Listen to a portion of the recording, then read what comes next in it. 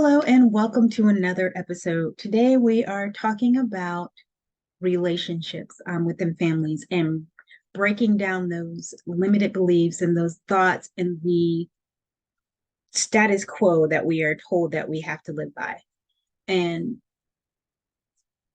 how we can move on and change the way we view things, change the way we do things, and make those things the outliers instead of the norm.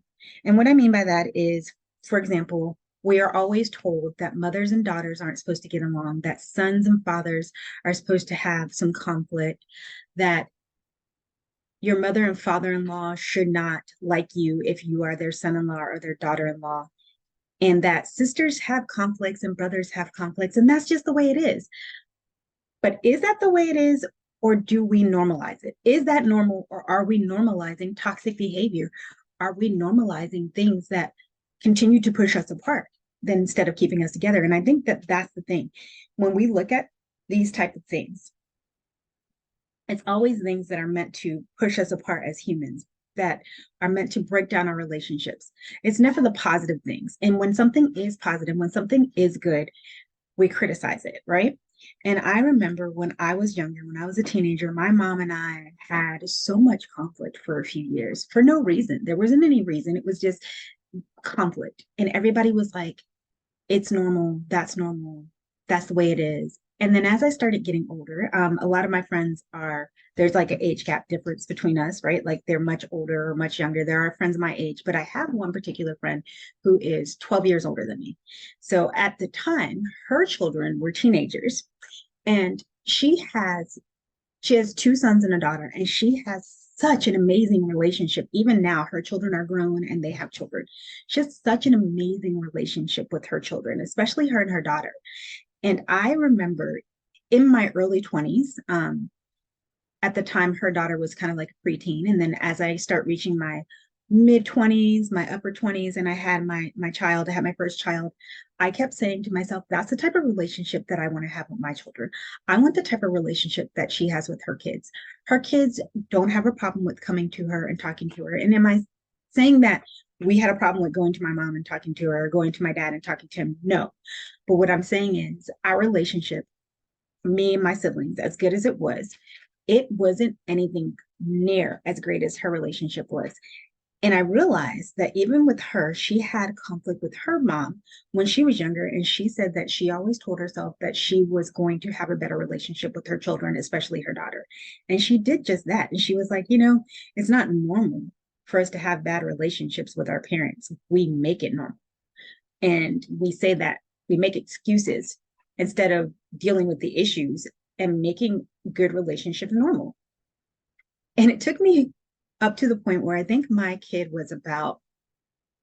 oldest was about 5 or 6, for me to realize she was absolutely correct. Because even at that age, my child was very open with me, and people criticized, oh, your child is allowed to speak up. Your child is allowed to have boundaries. Your child is allowed. I mean, of course, these questions weren't posed this way, but that's how I saw it, because my kid has boundaries. I will say that in our house, we did grow up in a house where we had very good boundaries. And even looking back at that, people questioned my parents about those boundaries. Like, when your auntie or uncle comes over, or that friend that you haven't seen in a while and they want to give you a hug and you don't want to, and then the parents force the kid to do it. My parents weren't those parents. They were like, if they don't want to hug you, that's their personal choice. They don't have to. Get out of their space. And that is something that I also pushed with my kids. It's, with my children, my child. If someone's in your personal space, if you're uncomfortable, if you don't want to do it, you don't have to do it. And it was criticized. And so we normalize. That was the beginning for me, was realizing that we normalize not allowing children to speak up about their personal space, not allowing children to express how they feel to us, not allowing our children to say, I'm not comfortable with A, B, C, and D. Right? That's kind of where the breakdown begins, because that's where we start breaking down the trust between us and our children.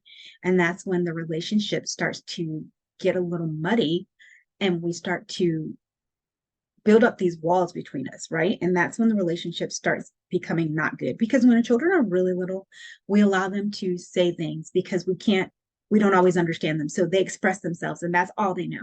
But then as time goes on, we start teaching them that it's not okay to express themselves. Instead of teaching them, it's okay to express yourself, but you need to express yourself in a way that is understandable for others, not out of anger. You can't just express yourself angrily or with violence. You need to express yourself in a different way. That's what we should be teaching, but we're not. And so as a result from that, our children start to learn, oh, I can't express myself to my parents because they're going to get mad.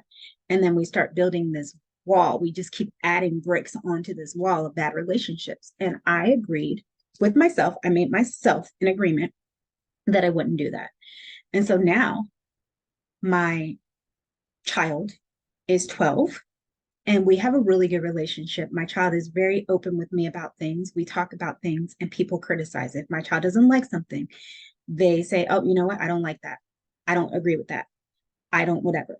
And they are allowed to have that opinion. And I think that that is the problem. That's when people feel like it's a problem. Oh, your kid is your friend. And I don't think so, because I also, again, my friend who has 3 kids, I watched her do this with her children. And people would always say, your children are your friend. They're not your children. They're not, you're not treating them like a parent. You're treating them like they're your friend. And she would always say, no, I'm treating them like they're humans and they have an opinion. And I realized that that is exactly what is happening, is that she is allowing her children to have the space to be who they are and express who they are, but not also mistreat people. And I definitely started doing that with my kid. I realized I have to do this if I want to break this chain. And as a result, I realized that people that I know that do that, that allow their children to have that space and allow their children to have the openness and who have open conversations with their children and build those relationships, have relationships that people either criticize or praise. People either say, oh, you have a great relationship with your child, or you're a horrible parent because you and your child have open conversations. It's not like they're having inappropriate conversations. They're having open conversations about life. When their kid has a bad day at school, they know it's okay to come home and talk about it instead of going in their room, turning their music up, and shutting the world out. And that to me is part of breaking that belief that we can't have good relationships with our children. And I think the same goes for in-laws, right? Like, how often do you hear people say, wow, I can't believe you get along with your mother-in-law, or wow, I can't believe your father-in-law is so great? Because to us, again, we normalize the toxic behavior that your in-laws are the enemy.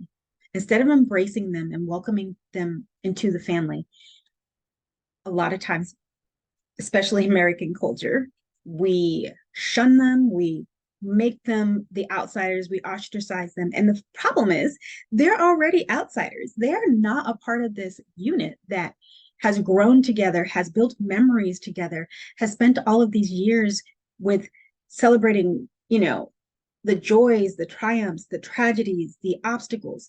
There is already a unit, whether you're close to your family or not, there is a history there. And then the in-law comes in, the son-in-law, the daughter-in-law, and heaven forbid if they have children from their previous relationship, because those children get treated like crap too. And it's not that, first off, the children didn't do anything. This was a situation between 2 adults. They had a child, and now the child is a result of the 2 of them coming together. And now the child is put into a situation where they have a stepmother or a stepfather, and that situation is already hard and confusing as a child.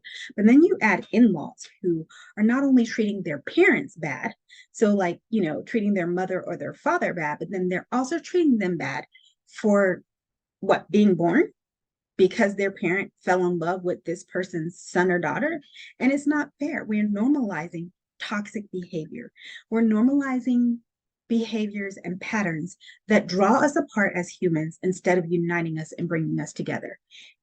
And sometimes, especially I've noticed with women, it becomes this competitive thing where the mother-in-law and the daughter-in-law are being competitive for the son, the husband's attention. And it does not have to be that way.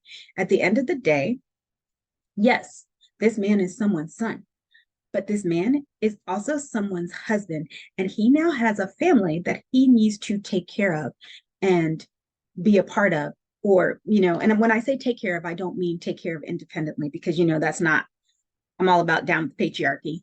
I'm think that we have to do this together. Like relationships are, whatever. It's supposed to be joint, whether you're in a relationship with another man or another woman or whatever your preference is, it doesn't matter. The point is that this person, their son-in-law, the daughter-in-law, now have a family that they are contributing to, taking care of, working with this other individual that they are partners with. And we should be supporting that. We should support our sons. We should support our daughters and say, hey, you know what? I understand that you like this person, that you love this person, that you care about this person cares about you. Let me take the opportunity to get to know this person and then make the decision of whether or not I don't like them. And at the end of the day, if you still don't like this individual, take a step back and objectively look at, is this person causing my child harm? Or do I just not like this person for personal reasons? Because if that person, if that son-in-law, if that daughter-in-law is just, your personalities just don't mesh, you are jealous and don't realize it, sometimes that's what it comes down to, is jealousy. Take a step back, look at yourself, look at the situation, and see, do they have a loving relationship? Because if they do, then what you need to do is take a moment with yourself and try to at least be cordial. Try to be friendly. You don't have to say, oh, I love this person, but you do have to respect that situation in that marriage, because now this person is a part of your family, whether you like it or not. And again, we're living up to the standard that this toxic behavior between in-laws is okay. And we even do the same thing with our siblings, right? Like, how many times have you been told or heard, oh, I wish you were more like your brother. I wish you were more like your sister. Or, oh, brothers and sisters fight. It's normal. It, again, is it normal, or do we normalize it? Are we normalizing toxic behavior? Are we encouraging bad competition? Competition can be healthy sometimes, but are we encouraging competition in a negative way? Because competition is positive in a competitive situation, in a situation like a race. We want competition. We want you to be competitive. In an event where, I don't know, like academic events where they are competing for number one, we want competitiveness. We do. We want you to be able to be competitive enough to survive, right? But are we also encouraging being competitive between siblings in a way that makes them hate each other? How often do you see people who grow up and hate their siblings, absolutely hate them, never got along, and then when you see them interact with their whole family, all you can see from the outside looking in is that their family is pitting them together, pitting them against each other. That is what happens. Again, that's just toxic behavior. So today's not going to be a long episode. I'm going to stop here, but I just want to remind you that you don't have to be competitive. You can have good relationships with your children. You can have good relationships with your parents. You can have good relationships with your siblings, and you can have amazing relationships with your in-laws. You just have to make the decision for yourself that that's what you want to do. You have to make the conscious decision. I want this to be different. I want to break that mold. I want to let people know that we're normalizing something that doesn't have to be normal. Well, if you want to, please chime in the comments. Definitely, if you stayed for the whole episode, please put a like in the comment box and say, I stayed the whole episode, and I will talk with you later.